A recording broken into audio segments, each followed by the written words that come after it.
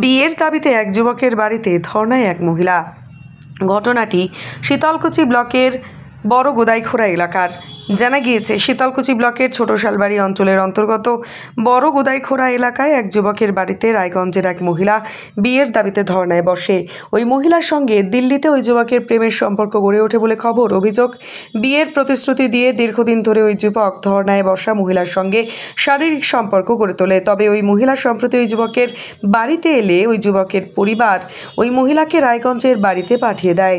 বিয়ের প্রতিশ্রুতি দিলেও ওই যুবক বিয়ে করতে নারাজ। এমনকি ওই যুবক কোনোভাবেই বিয়ে করতে রাজি না হয় ওই মহিলার রায়গঞ্জ থেকে সোজা শীতলকুচির বড় গোদাইখোড়া এলাকায় যুবকের বাড়িতে চলে আসে।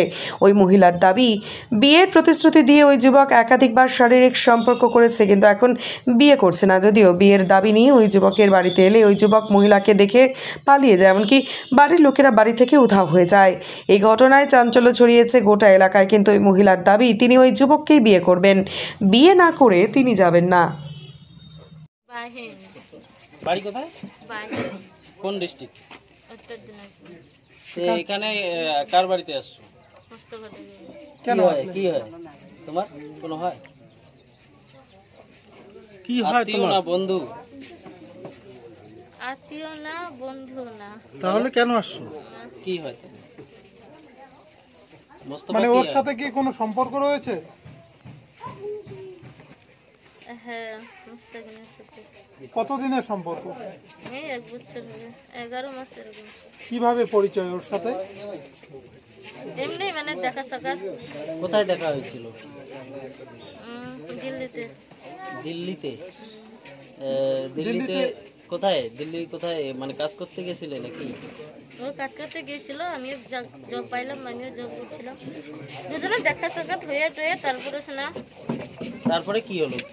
কিসের সম্পর্ক তৈরি হলো ওর সাথে তোমার? তারপর দুজনের প্রেম ভালোবাসা কোত্থেকে হলো সেটা জানি না। তারপরে দুজনে দেখা সাক্ষাৎ করে করে একসাথে দুজনে আসলাম।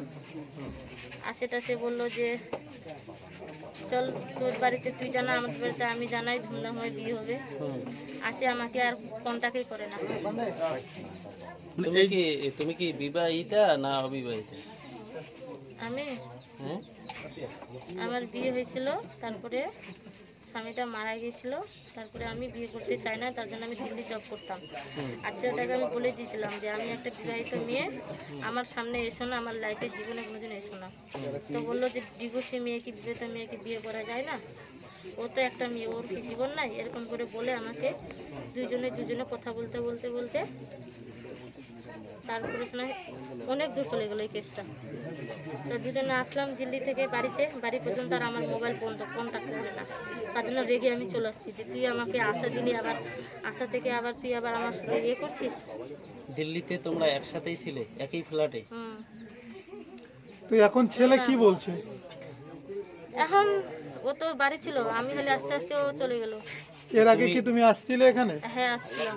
তারপর চলে গেলে? তারপরে গেল যে তুই যা, বাড়িতে সবাই রাগারাগি আছে, দুইজনে ভেগে বাড়িতে টাকা পয়সা কামায়, তারপর আবার আসবে বাড়িতে। আমি বললাম ঠিক আছে। মানে এখন কি বিয়ের দাবি তুমি এখানে আসছো? হ্যাঁ, বিয়ের দাবিতে আসছি। তোমার বাড়িটা কোথায় বললে? বাহিনে। তোমার নাম? মুস্কান। বাবার নাম? সলিম। কি? সলিম। সলিম কি মিয়া? না, সলিম আহমেদ। সলিম আহমেদ। তোমার নামটা কি বললে? মুস্কান। মুস্কান কি? মুস্কান পারভিন। মুস্কান পারভিন। আজকে কখন আসছো এখানে? 4টার দিকে। যখন আসলে তখন বাড়িতে কেউ ছিল?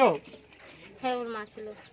এখন কি? ওর মা ছিল, ওর তারপরে মুস্তাকিনের সাথে আমার দেখা, ফোনে কন্টাক্ট হলো, গালাগালি হলো, অনেক কিছু। তাহলে এখন কি চাইছো তুমি? আমি যখন আমাকে ও এরকম ঠকবাজ বিয়ে করবে, আমি ওকে ছাড়বো না। আমার অনেক ওর সাথে আমার বিয়ে হয়েছে। তারপরে আমাকে বললো যে ঠিক আছে বাড়ি চল, বিয়ে করব। এখন বিয়ে করার তাহলে আর এখন আমার কন্টাক্টে করে না আমার সাথে, তার জন্য আমি চলে আসলাম। তোমার সাথে কে কে আসছে? আমি একাই আসছি। যদি ও এখন বিয়ে না করে তাহলে কি করবে তুমি? না, ওকে করতেই হবে। ওকে বিয়ে করবে তুমি? হ্যাঁ। এখান থেকে যাবে না তাহলে? না, এখন যাওয়ার জন্য আসিনি, আমি এখানে থাকার জন্য। কি নাম ছেলের? মুস্তাকিন। মুস্তাকিন কি মিয়া? জানি না, মুস্তাকিন। হ্যাঁ। তো এখন যদি এরা গ্রহণ না করে বা ছেলে মেনে না নেয়, তো তুমি কি প্রশাসনের দ্বারস্থ হবে? না, ওদেরকে করতেই হবে। আমি বারবার বলেছিলাম, দেখ বেশি বাড়াবাড়ি করিস না, আর মাথা দিয়ে কসম করলে এগুলো গোপন কথা কাউকে বলিস না। না বললে আজকে আমাকে বলতেই হলো, না আমাকে বাধ্য হিসাবে বলতে হলো। আমি এগুলো ঢাকায় রাখতাম, কিন্তু আমাকে ও করতেই দিল না। ও বললো যে এই মেয়েটা শুনে যাবে, শোনার মতন তো ও কাজ করে নাই না।